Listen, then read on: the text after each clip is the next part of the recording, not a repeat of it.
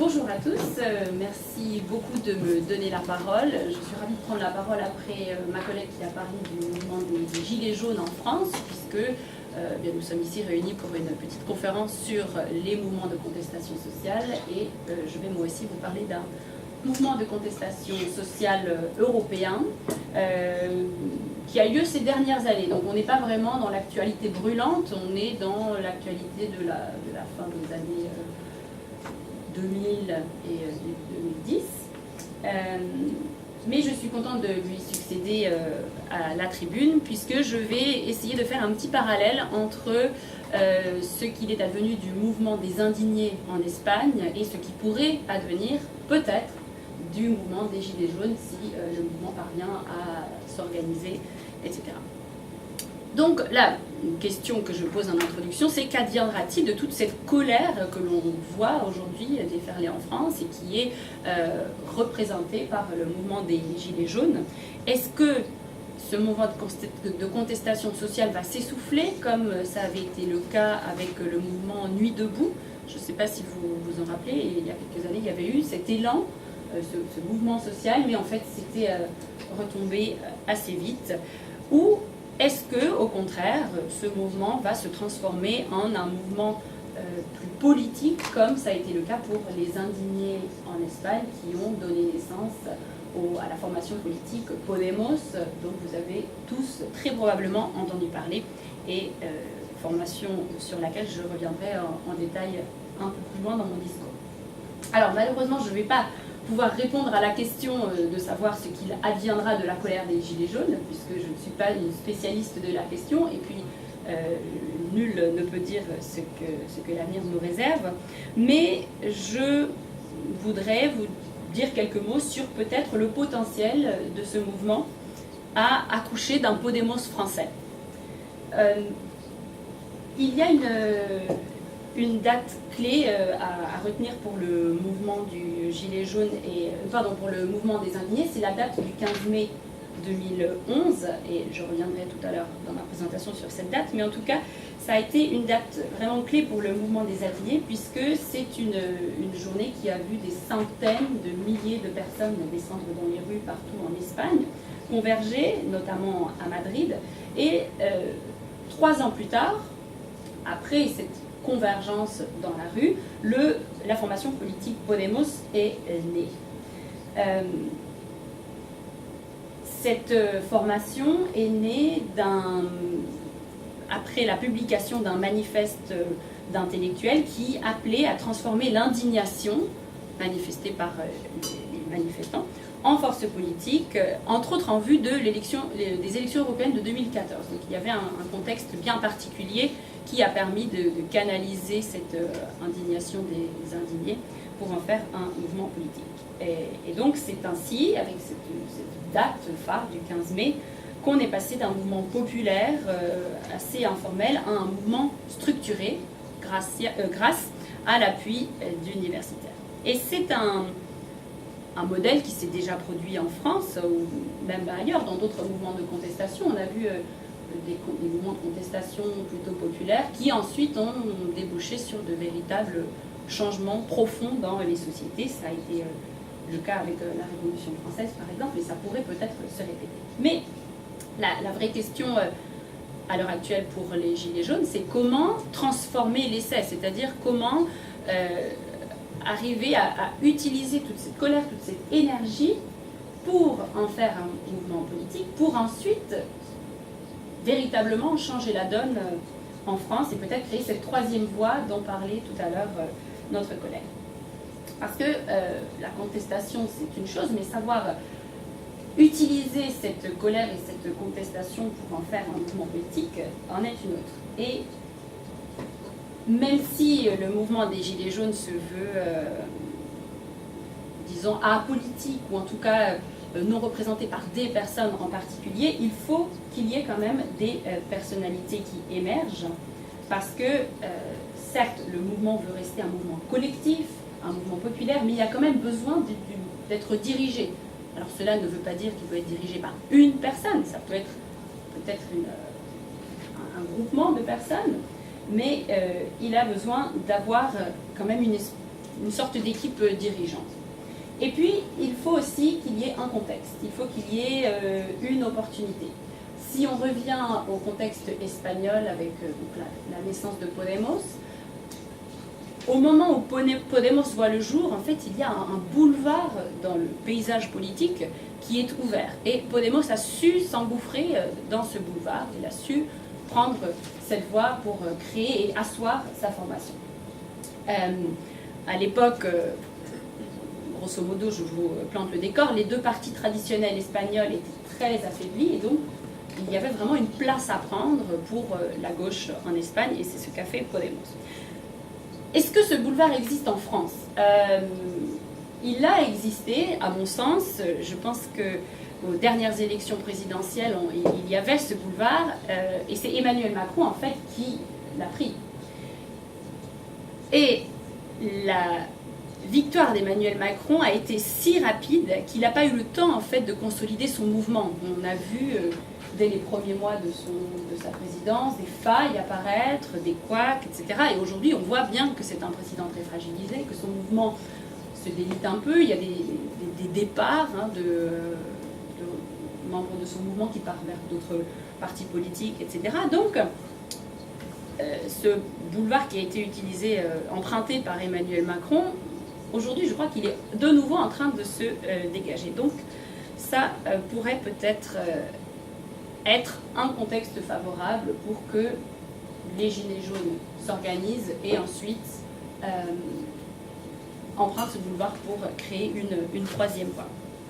Mais voilà, je referme la parenthèse des Gilets jaunes pour l'instant et je vais me concentrer sur la situation politique en Espagne au cours des 10-15 dernières années et je vais revenir sur donc, ce mouvement de contestation sociale des indignés qui a donné naissance à Podemos. Et vous pouvez changer.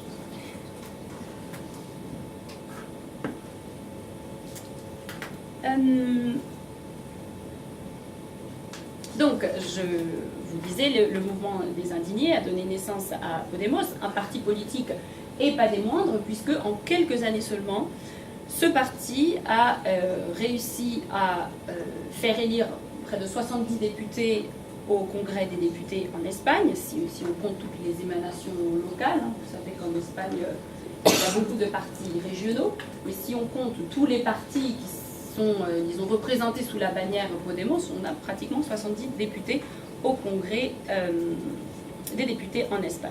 Et puis c'est un parti qui compte aujourd'hui 500 000 encartés, qui détient plusieurs mairies, et là encore pas des moindres, la mairie de Madrid, la mairie de Barcelone, qui sont dirigées par deux femmes, je tiens à le signaler, qui viennent de ce mouvement des indignés.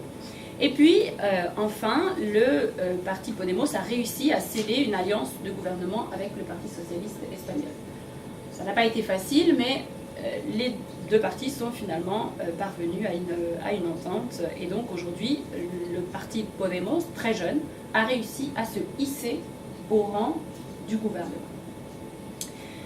Donc, comment cela a-t-il été possible? Tout d'abord, il faut revenir sur le contexte et la situation politique en Espagne des 10 dernières années, à peu près.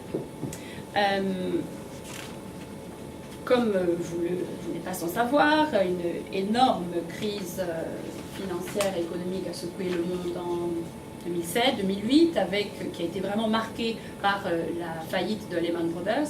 Et les pays en Europe ont été très touchés par cette crise économique. Et l'Espagne, tout particulièrement, a été décimée, pour ainsi dire, par cette situation. Il y avait des critères ou des caractéristiques vraiment propres à la situation espagnole, mais aussi cette vague venue des États-Unis a été la cause de l'effondrement de la situation en Espagne. Quelle était donc la situation en Espagne au moment où émerge cette crise des subprimes? L'Espagne était un pays très endetté, alors pas nécessairement au niveau public, mais au niveau des familles, un endettement privé très élevé, puisque depuis le gouvernement de José María Aznar, on avait constaté une libéralisation du marché de la construction, du marché de l'immobilier, et en Espagne, une crise immobilière, une bulle immobilière a grossi, et cela a débouché sur l'endettement très fort des familles qui avaient acheté à crédit, qui avaient contracté en fait des prêts immobiliers, avec des clauses très risquées, comme par exemple un taux d'emprunt variable, très dangereux. Et puis, cette bulle immobilière, elle a été alimentée par l'explosion des crédits qui ont été octroyés au secteur de la construction immobilière. Donc, voilà, une construction incessante, des achats de biens immobiliers incessants, et c'est ce qui a rendu l'Espagne particulièrement vulnérable à la crise des subprimes. Juste pour vous donner quelques chiffres, en 1999, 23,1% du crédit était destiné aux entreprises du bâtiment. Donc c'est pratiquement un quart des crédits qui étaient accordés à des entreprises du bâtiment. Et en 2007, ce pourcentage a quasiment doublé, il était passé à 48,4%. Donc la moitié pratiquement des prêts octroyés étaient des prêts accordés aux entreprises du bâtiment. Et donc on voit bien qu'il y avait vraiment un engouement pour la pierre qui a par la suite été une grande faiblesse pour l'Espagne. Pour citer l'économiste célèbre Joseph Stiglitz, en fait, on poussait les classes populaires et moyennes à continuer à dépenser, comme si leurs revenus allaient continuer à augmenter, alors qu'en réalité, leurs revenus stagnaient plutôt. Cette bulle immobilière a donc fini par éclater avec la crise des subprimes. Et pour revenir sur ce qui a alimenté cette bulle, il faut donc remonter, comme je le disais tout à l'heure, aux politiques de José María Aznar, un gouvernement de droite qui a gouverné l'Espagne entre 1996 et 2004. Il avait, à l'époque de son gouvernement, fait approuver une loi, la loi du sol, qui avait permis de libéraliser. Et donc, cela a permis d'augmenter le nombre de logements, ce qui, dans beaucoup de pays, est une bonne chose. On a sans cesse des demandes pour augmenter le nombre de logements, mais cette augmentation du nombre de logements s'est faite sans tenir compte de l'offre et de la demande. Et donc, cela a eu un impact très pervers, comme on le sait.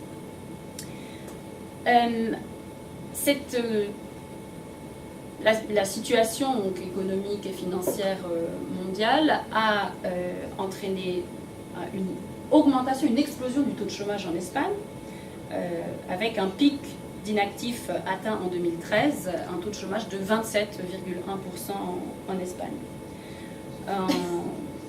En décembre 2016, l'Espagne avait un taux de chômage le taux de chômage a diminué par la suite, mais en 2016, le taux de chômage était encore très élevé, 19,2% de chômeurs, dont 43,6% des jeunes en Espagne. La conséquence du chômage en Espagne, après le début de la crise économique et financière, a été les crédits immobiliers impayés qui ont augmenté, le taux de non-remboursement des crédits a augmenté, et ça a l'effet boule de neige, ça a entraîné toute une série de conséquences, pauvreté, donc, réaugmentation de la pauvreté en Espagne, les personnes qui n'arrivaient plus à payer même leur loyer, donc des expulsions, des gens qui se retrouvent à la rue, etc. Alors, aujourd'hui, le chômage a baissé. On est aux alentours des 18%, ce qui reste encore très élevé, mais on est quand même bien en deçà du taux de chômage du plus fort de la crise. Mais la précarité, elle, par contre, s'est répandue dans la plupart des secteurs d'activité. Aujourd'hui, plus d'un tiers des employés espagnols ont soit des contrats à temps partiel, soit des CDD, des contrats à durée déterminée. Et je vais faire une petite pause pour permettre un changement des collègues en termes.